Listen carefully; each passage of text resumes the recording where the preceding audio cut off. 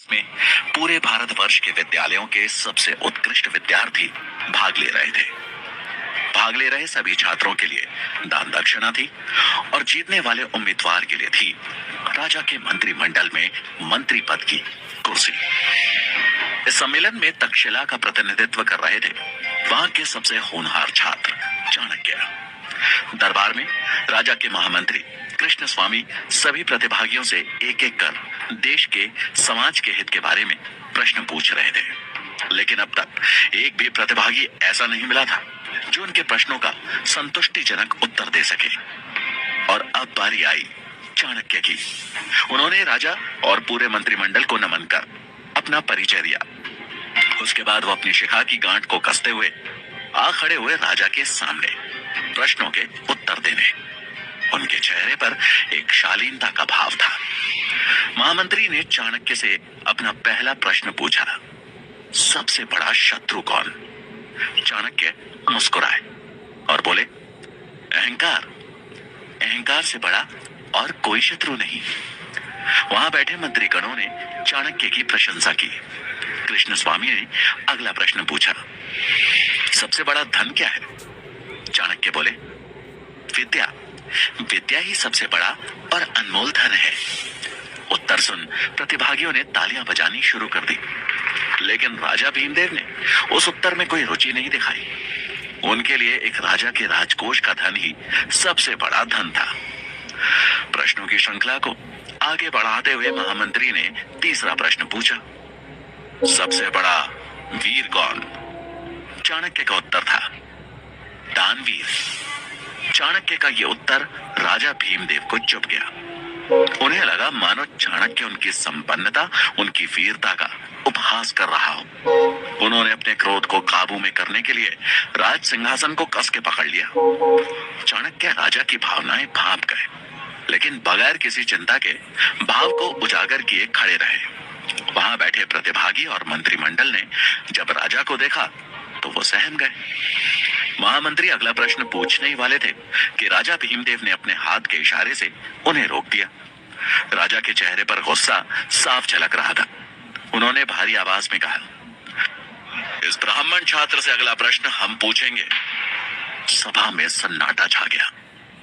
सब जानते थे कि अब चाणक्य की खैर नहीं, पर चाणक्य शांत मुद्रा में खड़े रहे। तभी राजा ने कठोर स्वर में पूछा, शास्त्र बड़े या राजा? चाणक्य ने विनम्रता के साथ कहा, महाराज की जय हो। शास्त्र ही साम्राज्य की नींव रखते हैं और साम्राज्य राजा की, इसलिए सबसे पहले शास्त्र। ये सुन राजा भीमदेव से रहा नहीं गया और वो अपनी राजगद्दी से उठ भरे दरबार में चिल्लाते हुए बोले, शास्त्र नहीं, एक राजा सबसे बड़ा होता है, मूर्ख। क्या सिखा रहा है तुम्हें तक्षशिला? इतना भी नहीं पता कि अगर राजा नहीं होता तो प्रजा नहीं होती, और बिना प्रजा के तुम्हारे इन शास्त्रों का कोई मोल नहीं है। राजा जितने क्रोध में थे, चाणक्य ने उतने ही शांत स्वर में कहा, क्षमा कीजिएगा महाराज, लेकिन आप सिर्फ जनता के हैं। जनता है इसलिए आप हैं। ये सुन भीमदेव की आंखें गुस्से में लाल हो गई। उन्होंने तलवार के मूठ पर हाथ रखते हुए कहा, अब तो जैसा साधारण छात्र मुझे बताएगा कि मेरा अस्तित्व सिर्फ प्रजा की वजह से है। अपनी सीमाएं मत भूल, तो खुद एक भिखारी है जो यहां दान लेने आया है। चाणक्य को यह बात चुभ गई। राजा ने सिर्फ उनका ही नहीं बल्कि तक्षशिला का भी अपमान किया था। उन्होंने राजा की ओर देख हाथ जोड़े और उनकी आंखों में आंखें डाल कहा, महाराज, शिक्षा को पूछने वाला छात्र साधारण नहीं होता। वो एक दिन शिक्षक बन निर्माण करता है इस समाज का। वो अगर किसी को बना सकता है तो मिटा भी सकता है। और रही बात दान की, तो मैं तक्षशिला से यहाँ दान लेने नहीं आया था महाराज। मुझे लगा यहाँ ज्ञान की पूजा होती है, पर मैं गलत था। जहाँ शास्त्रों का मान नहीं किया जाता वहां मैं एक क्षण नहीं रुकना चाहता।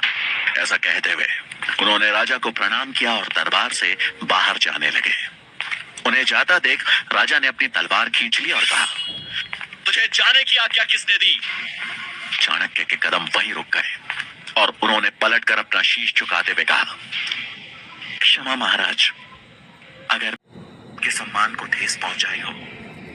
ये एक सम्मेलन है और मैंने बस अपने विचार व्यक्त किए। पूरे दरबार में फिर सन्नाटा छा गया। सबके चेहरे पर हवाइयां उड़ रही थी। राजा भीमदेव का क्रोध 7वें आसमान पर था। वो तलवार उठा जैसे ही चाणक्य की ओर बढ़े तो महामंत्री कृष्ण स्वामी हाथ जोड़ उन्हें रोकते हुए बोले, महाराज क्षमा कर दीजिए इस नादान बालक को। इसे ये पता नहीं है कि ये कहां खड़ा है और क्या कह रहा है। आप दयावान हैं, ब्राह्मणों का आदर करना जानते हैं। आप क्यों एक ब्रह्म हत्या का पाप अपने सर पर ले रहे हैं? इसे क्षमा दान दीजिए महाराज।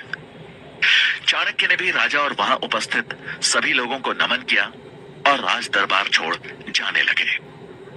उन्होंने जैसे ही मुख्य द्वार की ओर अपने कदम बढ़ाए, महामंत्री ने पीछे से व्यंग करते हुए कहा, एक बात और गांठ बांध लो। अगर यही आचरण रहा तो जिस शिखा का दंभ भर रहे हो, एक दिन ना तो वो रहेगी और ना ही उस शिखा को धारण करने वाला शीश। चाणक्य ने इस अपमान का घूंट स्वाभिमान के साथ पिया और लौट आए तक्षशिला। इस बात को कुछ साल बीत गए। भीमदेव के दरबार से निकाला गया तक्षशिला का यह छात्र आज उसी शिक्षा के मंदिर में आचार्य चाणक्य के नाम से प्रसिद्ध था। आज चाणक्य अपने शिष्यों को राजनीति के बारे में पढ़ा रहे थे कि तभी एक विद्यार्थी ने साहस जुटाते हुए उनसे पूछा, आचार्य, आपको उस दिन राजा भीमदेव से डर नहीं लगा? उनके हाथ में तलवार, दरबार में सैनिक थे, लेकिन आप तो निहत्थे थे। चाणक्य मुस्कुराए और बोले, निहत्था कहां था ना मेरे पास मेरा सबसे बड़ा शस्त्र। ये सुन वहां बैठे शिष्य एक दूसरे का मुंह ताकने लगे। चाणक्य ने उनकी विडंबना भांप ली। बोले, बुद्धि, यही मेरा शस्त्र था और है।